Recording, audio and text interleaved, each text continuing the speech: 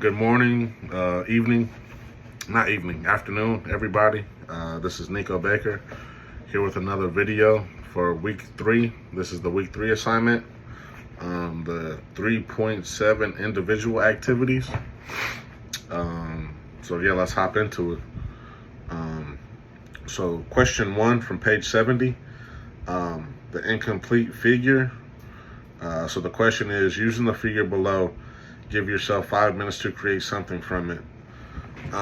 Looking at the figure, well, I'm not going to show you the figure yet. The figure that I ended up drawing was a bird figure.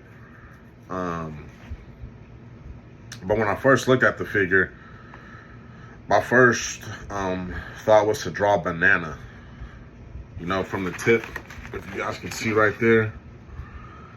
But this is what I ended up drawing. So after I started just thinking some more, about what I should draw. A bird just came to mind, so that just reminded me of the beak. And from that point, it was just easy. Just made the wings, the tail, and kind of made it a bird. I'm not the most artistic person, but, I think it turned out to be a pretty good bird. So yeah, I got a bird from that figure. Question number 2, divide the figure. Divide this figure into 4 equal parts with the same size and shape.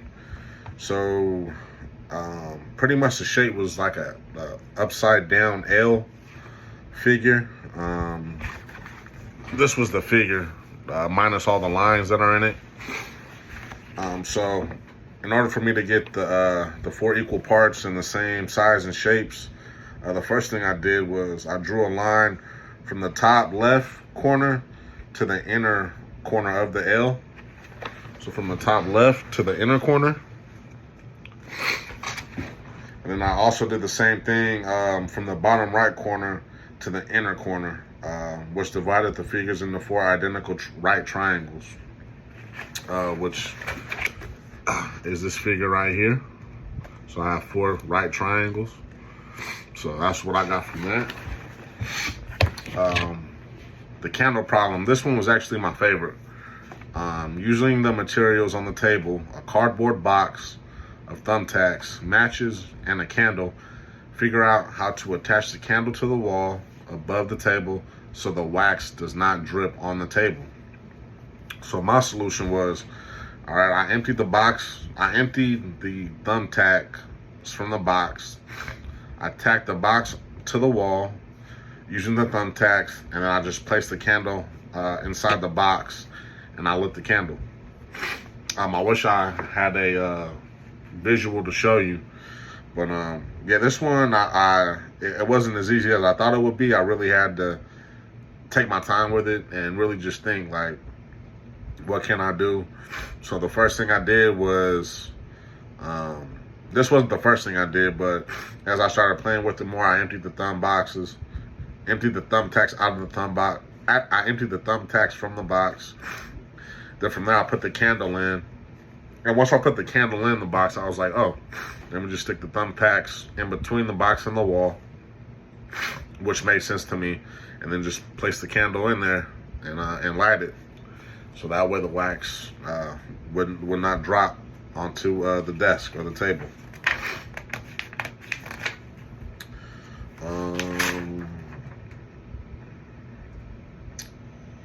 And then we had question number 4, which was the detective agency, the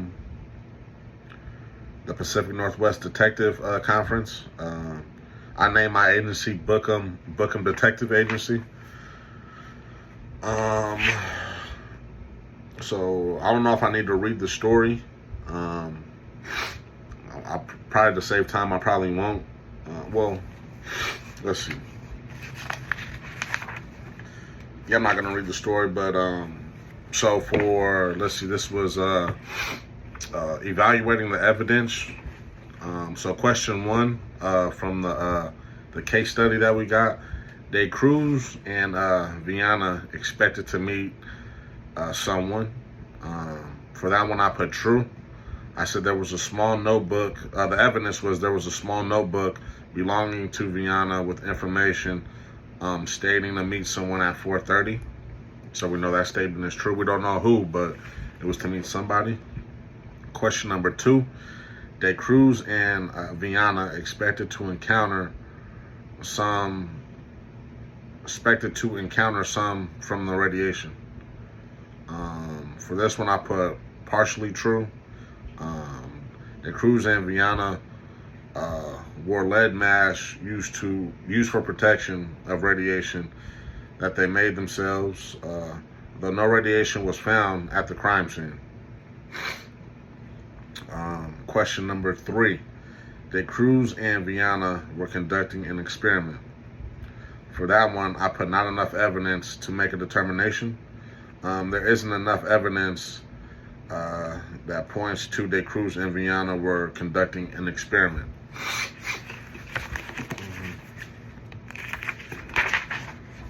We have question number 4. De Cruz and Viana were in a violent fight with somebody. For that one, was false. There isn't enough evidence to suggest there was a violent fight with someone that led to their death. Also, the bodies were too badly decomposed. The organs were removed, and the property stored to determine there was no properly stated determination of the cause of death. Question number 5. De Cruz and Viana were murdered during a robbery. For that one, I put false. The evidence that there is no evidence at all to determine De Cruz and Viana were murdered. Though there may be a possible suicide, since Viana also stated to swallow capsules, but at 6:30 p.m., which may have caused them to have a heart attack and stop their hearts from beating. Question number 6. De Cruz and Viana intentionally killed themselves by ingesting the capsules. For that one, I put partially true. The evidence was the note Viana wrote stated to swallow capsules at 6:30 p.m. That suggested the two may have been thinking about suicide, and Viana was acting very nervously at the bar, according to the waitress or the waiters.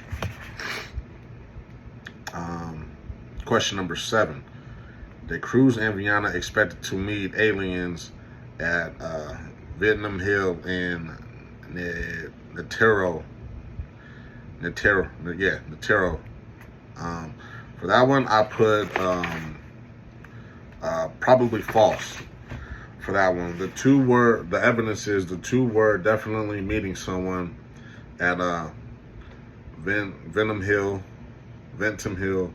though there isn't enough evidence to support De Cruz and Viana were meeting aliens. Though it has been reported by a few townspeople that aliens have been seen at Ventum Hill the night De Cruz and Viana bodies were found. And we have our final question, question 8. De Cruz and Viana were killed by aliens. I know that's false. The evidence, the report identifies there were no injuries to De Cruz or Viana's bodies.